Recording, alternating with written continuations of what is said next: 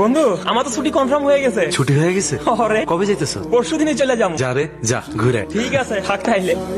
আমি বোধহয় সে অবাক ছিলেন যে চাইলেও বাড়ি যেতে পারে না। আম্মা কাগজপত্র সব জমা দিয়ে দিস, আকামাটা পাইলি এবার চলে আসবে।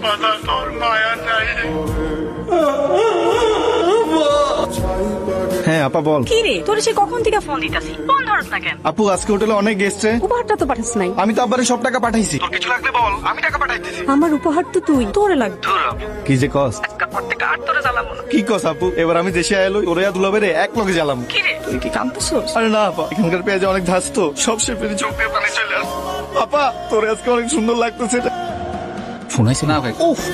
শুনছিলাম বাচ্চা হওয়ার সময় 21টা হাড্ডি ভাঙলে যেমন ব্যথা লাগে তার চেয়ে তো বেশি বেশি ব্যথা হবে। তুমি এত ব্যথা সইতেছো আর আমি তোমার পাশে নাই। আল্লাহ তুমিও সহায় থেকো।